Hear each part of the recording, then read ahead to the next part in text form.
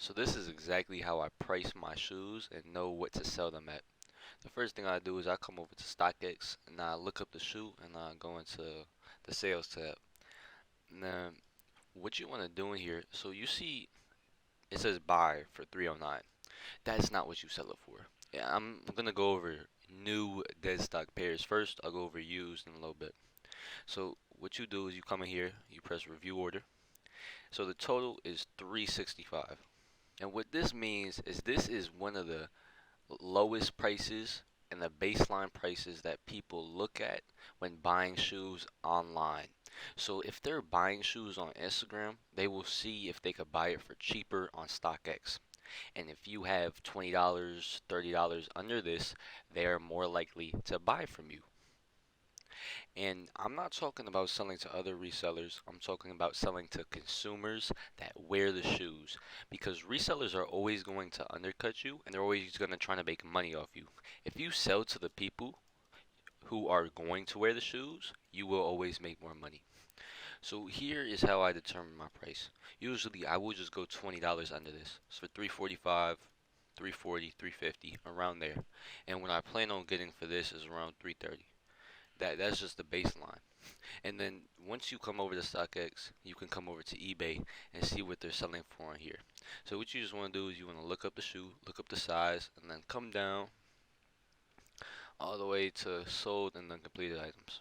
And so you could do this on the app as well. You don't necessarily need to do this on the website. But so you come to here. So they're selling for 314, 320, 300, 340, 385, 310, right? And here's the thing. This pair, they paid 322 for this pair. So if you're offering the same day pickup or a meetup service for 330, people are just going to buy that, especially if they want the shoe right there and right then just to wear it.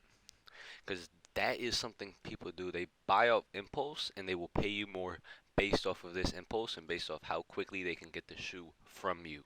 Next thing I look at is GOAT. So right now, based off of StockX, I would sell it for 330. Based off this, I would sell it for 330, and then we could come over to GOAT and see what they're going for as well. So on GOAT, they're going for 361 as well, which is actually cheaper than StockX. So I'm still selling these for 330, 340, around there, just $20 under the StockX price. That is what I sell mine for, and that's my baseline, is $30 under StockX price for new and dead stock pairs. Next, I'm going to go over used pairs and how to price used pairs. So first, come on to eBay. eBay is the main play you will find used pairs and find how to price used pairs. Used pairs are usually harder to price, so what I recommend doing is just completely lowballing them and seeing what you can get away with. You will be surprised what people with used pairs will actually give to you and what you can get out of it. Worn ones pairs are going for around $300. So if I was buying this shoe, what I would pay for it is 220 or even less. And if I was selling it, what I would sell it for is 300. And that's just very good condition used pairs, basically never even worn type things. And now I'm going to go into another shoe. And especially if the shoes are older, it kind of gets a little more difficult to price the shoe, especially used shoes. This is just because there's a larger range of condition from all the way beat to decently beat to not really beat and, and so forth. So if we come here, you can see beat pairs are going for 120 and then decently used pairs are probably going for like 350. Main thing I recommend doing when you buy used pairs is trying to find around 5 sneakers that are the same condition that have recently sold on eBay and then just getting like the median price. So say you're looking for these military blues, decently beat condition. I'm talking a little bit of creases, a little bit of stuff like that. I will come around, so there's 220, 220, 220, 230, 2. This is what I would sell it at, and I would buy decently conditioned military blue fours at around like 125. Cause here's the thing, on used pairs, I want to at least make like 100 profit minimum, just because they take a little longer to sell, and just because it's a little harder to price them.